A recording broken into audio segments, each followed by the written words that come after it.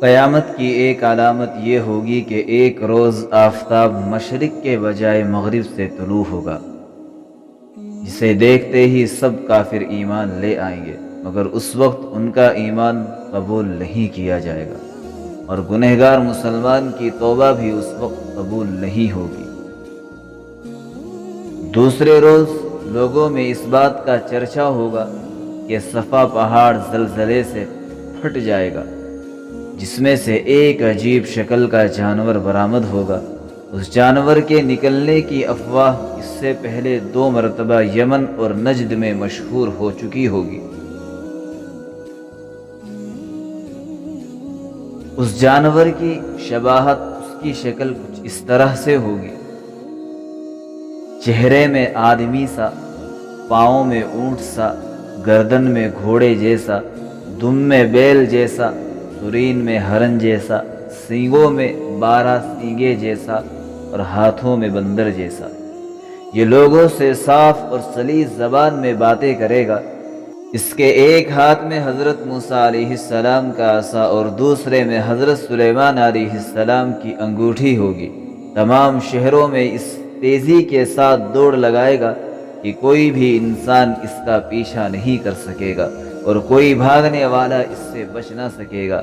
ہر شخص پر نشان لگاتا جائے گا۔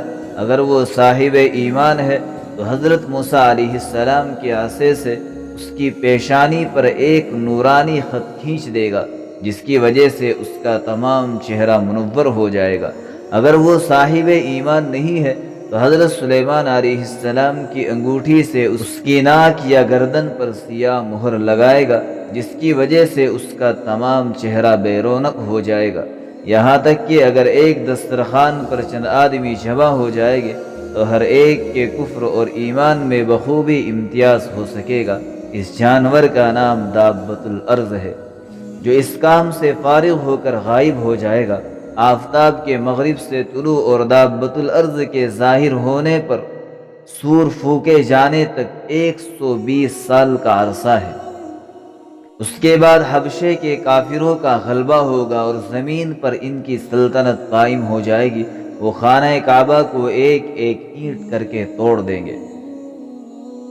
یمن میں عدن کے علاقے سے ایک آگ زمین کی گہرائی سے نکلے گی، جو لوگوں کو محشر یعنی شام کی طرف ہانک کر لے جائے گی اور مومنین کو ملک شام میں جمع کرے گی۔ مقعد کی موت کے بعد 30 سال گزرنے نہ پائیں گے کہ قرآن کریم لوگوں کے سینوں اور قرآن کریم کے نسخوں سے اٹھا لیا جائے گا۔ پہاڑ اپنے مرکزوں سے ہٹ جائیں گے۔ اس کے بعد روحوں کو قبض کیا جائے گا، یعنی قیامت آ جائے گی۔ ایک خوشگوار ہوا آئے گی جو تمام مومنین کی روحیں قبض کرے گی۔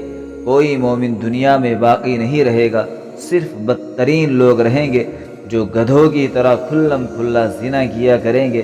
پہاڑ دھن دیے جائیں گے، زمین چمڑے کی طرح پھیلا کر سیدھی کر دی جائے گی۔ اس کے بعد قیامت کا حال پورے دنوں کی اس گابھن اونٹنی کی طرح ہوگا جس کے مالک ہر وقت اس انتظار میں ہو کہ دن رات میں نہ معلوم کب بچہ جندے۔ بالآخر انہی بدترین لوگوں پر قیامت قائم کر دی جائے گی۔ جب دنیا میں کوئی اللہ اللہ کہنے والا باقی نہیں رہے گا تو اللہ کے حکم سے سور پھونک دیا جائے گا۔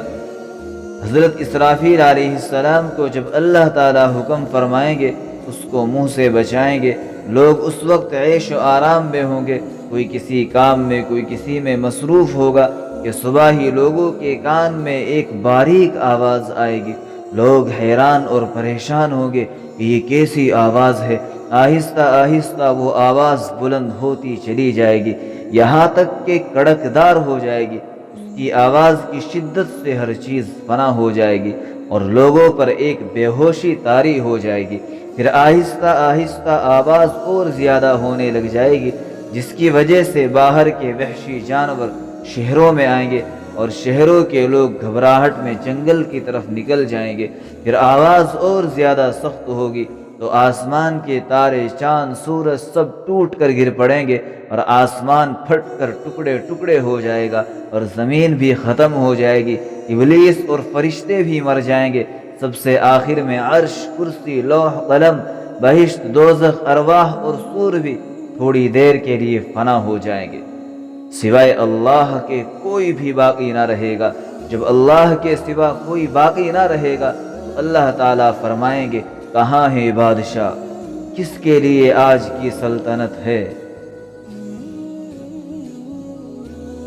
پھر خود ہی ارشاد فرمائیں گے ایک اللہ کی ہے جو ہر چیز پر قادر ہے، ایک وقت تک اللہ کی ذات ہی رہے گی جو ہمیشہ ہمیشہ رہے گی۔ مرنے کے بعد ہر انسان کو اس کے عمل کے مطابق جزا اور سزا ملے گی۔ جزا اور سزا کا ایک مرحلہ مرنے کے بعد سے قیامت تک کا ہے، اور یہ ابتدائی مرحلہ ہے۔ چنانچہ رسول اللہ صلی اللہ علیہ وسلم نے فرمایا جو شخص مر گیا اس کی قیامت تو قائم ہو گئی، اس مرحلے میں جزا اور سزا پوری نہیں ہوتی۔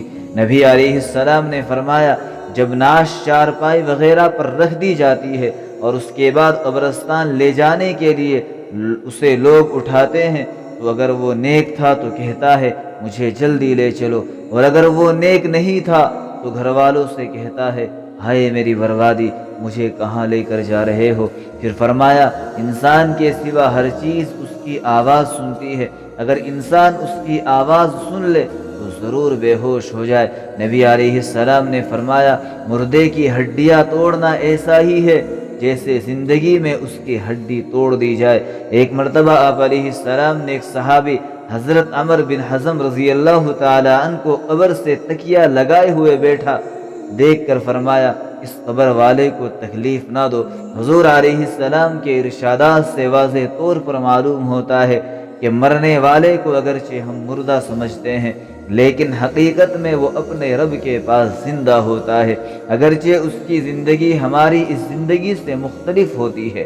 برزخی زندگی قبر کے ساتھ خاص نہیں ہے، بلکہ موت کے فوراً بعد سے قیامت تک قائم ہونے تک ہر شخص پر جو زمانہ گزرتا ہے اسی کو برزخ کہا جاتا ہے، خواہ اسے قبر میں رکھا گیا ہو یا نہ رکھا گیا ہو۔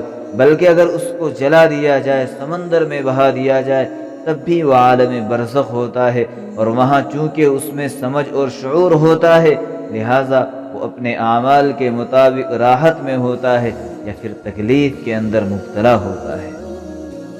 Subscribe Maulana Farman Naseem to get more videos.